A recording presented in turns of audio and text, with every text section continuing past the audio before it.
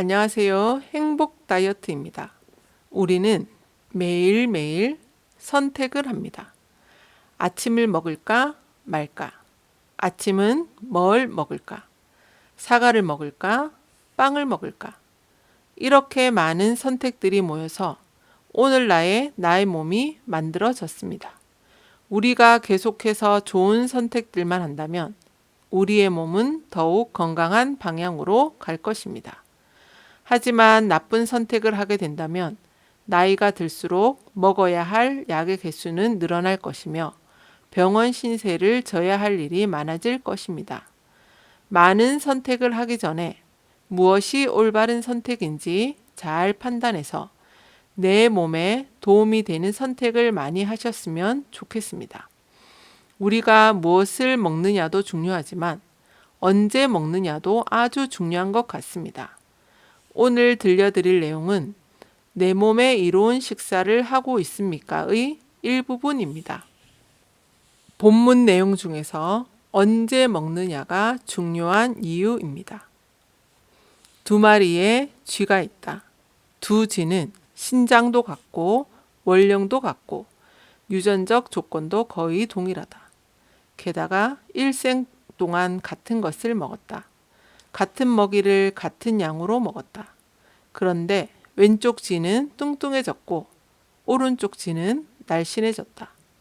이 쥐들에게 무슨 일이 있었던 것일까? 이 쥐들이 인간이라고 가정해보자. 우리는 이들에 대해 아무것도 알지 못한다. 우리 눈에 보이는 거라곤 그저 한 사람은 뚱뚱하고 한 사람은 날씬하다는 것뿐. 그러면 이제 우리 머릿속에 어떤 생각이 스칠까?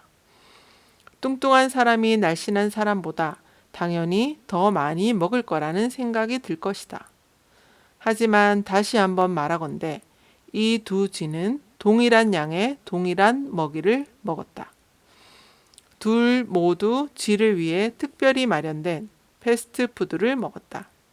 뚱뚱한 쥐는 패스트푸드를 먹고 살이 쪘다고 치고 날씬한 쥐는 어떻게 된 것일까? 왜 날씬할까? 패스트푸드에 더해서 유산균을 먹었거나 살찌는 걸 막는 다른 마법의 물질을 섞어 먹은 것일까? 아니다. 그렇다면 운동의 차이일까? 날씬한 쥐는 엄격한 운동 프로그램을 거쳤고 뚱뚱한 쥐는 카우치 포테이토로서 인생을 보낸 것일까? 그것도 아니다. 답은 약간 놀라우며 비만에 대항하는 효과적인 전략에 대해 암시를 준다. 뚱뚱한 쥐는 자신의 몫으로 나온 정크푸드를 하루 종일 아무 때나 먹어도 되었다. 반면 날씬한 쥐는 제한된 시간에만 먹이를 먹을 수 있었다. 즉, 쥐들이 활동하는 밤에 약 8시간 동안만 먹이에 접근할 수 있었고 나머지 16시간은 단식을 해야 했던 것이다. 쥐들은 영리해서 이런 짧은 시간 내에 배를 가득 채울 수 있다는 것을 빠르게 파악했다. 그리하여 결과적으로 먹는 양은 아무 때나 먹을 수 있는 쥐와 동일했다. 그럼에도 날씬한 쥐는 날씬함을 유지했고 건강하게 늙어갔다. 반면 아무 때나 먹이를 먹었던 쥐는 눈에 띄게 살이 쪘을 뿐 아니라 고혈압, 지방간, 높은 염증 수치, 인슐린 저항성 등 문명 사회에서 나타나는 노인성 질환 및 문제를 골고루 겪었다. 이런 결과는 비단 이 두 마리의 쥐만이 아니라 수많은 쥐들에게서 확인되었다. 비슷한 효과가 인간에게도 해당된다면 이런 발견은 얼마나 많은 파급력을 가질까? 현재 비만에 대한 통설은 에너지 총계를 기준으로 하는 것이다. 소비 열량보다 섭취 열량이 많으면 뚱뚱해진다는 것. 많이 먹거나 운동을 적게 하거나 둘 중 하나다. 물론 많이 먹고 운동까지 적게 할 수도 있다. 즉, 언제 먹든 칼로리는 칼로리라는 것이 표준 이론이다. 그리하여 비만한 사람을 보면 이런 생각이 뇌리를 스친다. 꽤나 많이 먹는군. 혹은 꽤나 움직이지 않는군. 에너지 총계라니 논리적으로 그럴듯하게 들린다. 우리는 물리학에서 에너지는 절대 공중으로 사라지지 않는다고 배우지 않았는가? 우리 몸으로 들어오는 에너지도 마찬가지다. 하지만 이 원칙이 쥐나 인간 같은 복합적인 생물학적 유기체와 관련해서는 잘 통하지 않는 것도 사실이다. 더구나 장구한 세월을 지나 지구 자전으로 인해 생기는 낮과 밤의 리듬에 맞추어 살아온 생명체는 단순한 에너지 통계로만 움직이지 않는다. 이런 생명체에게는 경우에 따라 얼마나 많은 칼로리를 섭취하는 값뿐만이 아니라 이것을 언제 섭취하는가도 중요한 영향을 끼친다. 언제 섭취하는가의 중요성이 최근에 속속 드러나고 있다. 우리의 신진대사는 시간에 따라 굉장히 다르게 진행된다. 우리 몸이 물리학의 기본 원칙을 무력화시킨다고 말하려는 것이 아니다. 그럴 수는 없다. 하지만 언제, 어떤 리듬으로 혹은 얼마나 시차를 두고 칼로리를 섭취하느냐에 따라 칼로리는 서로 다르게 처리된다. 칼로리는 특정 조건에서는 피하 지방으로 저장되는 대신 에너지로 바뀌어 연소가 되어 버린다. 그리하여 몸의 생물학은 물리학과는 좀 다르다. 한층 복잡하다. 우리 몸의 낮과 밤에 대한 리듬은 체세포 속 깊숙이 유전자에까지 심겨 있다.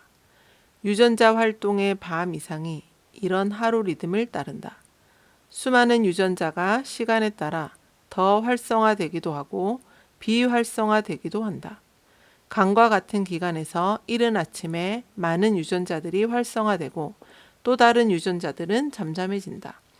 하루의 시간에 따라 여러 세포들이 서로 다른 유전자 활동으로 말미암아 서로 다른 단백질을 만들어낸다.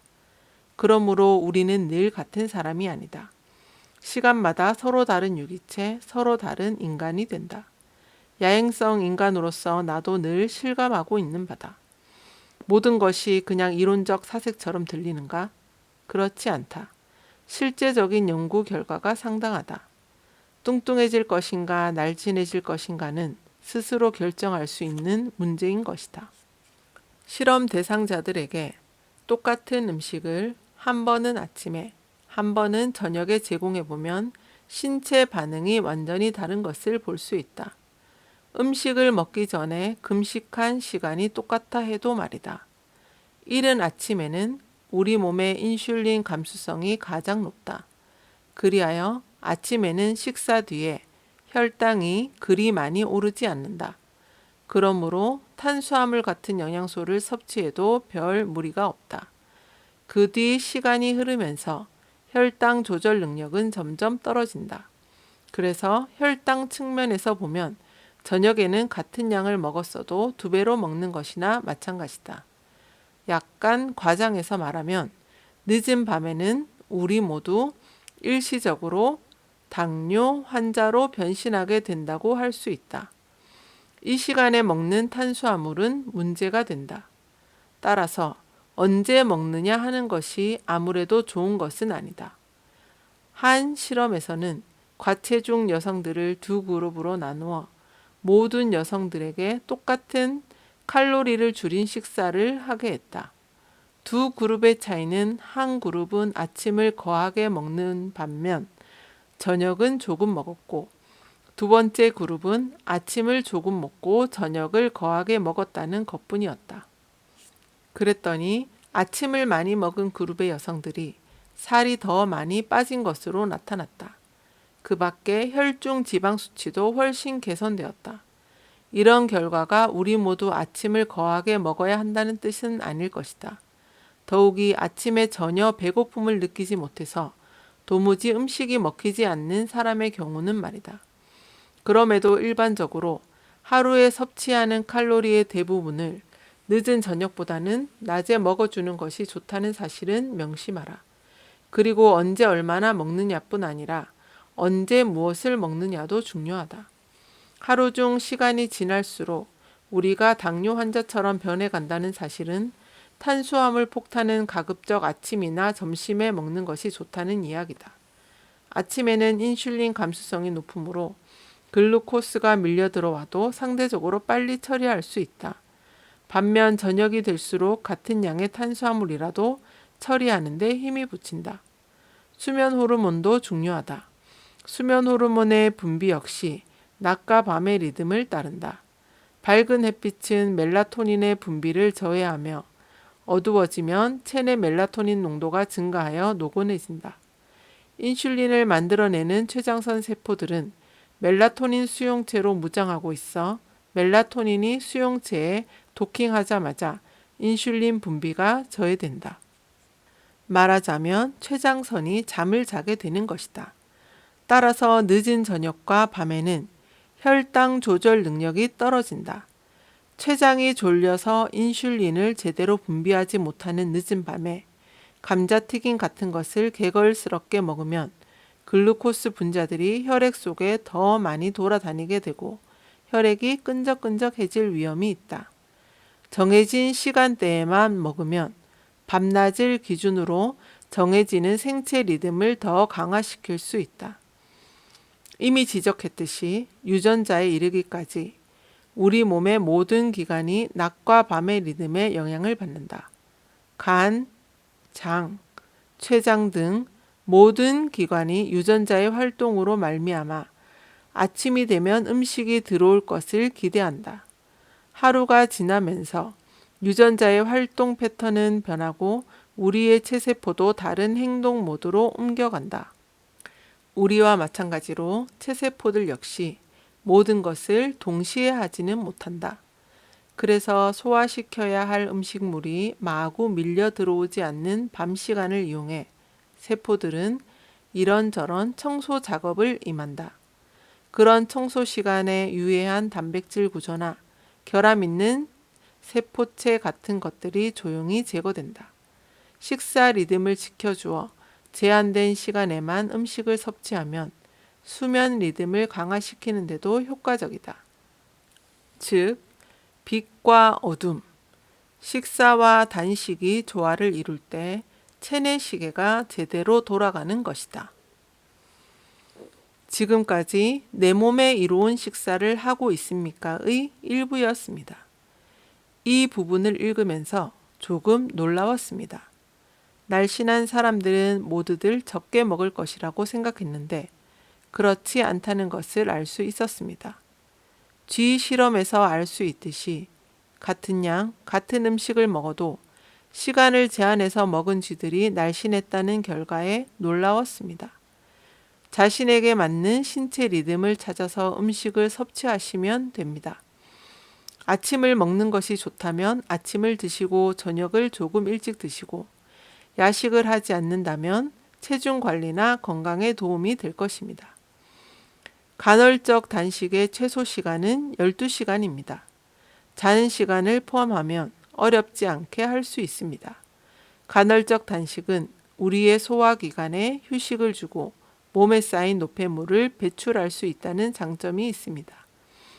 자신에게 맞는 시간을 선택하셔서 단식 시간을 조금씩 늘려가신다면 좀 더 활기차고 건강하게 살아갈 수 있습니다. 여기서 중요한 것은 음식을 먹는 시간과 먹지 않는 시간을 구분해야 한다는 것입니다. 우리 몸의 장기들에게도 휴식 시간을 주어야 한다는 것입니다. 매일매일의 좋은 선택들이 모여 우리 모두 건강했으면 좋겠습니다. 지금까지 들어주셔서 감사합니다. 행복한 하루 되세요.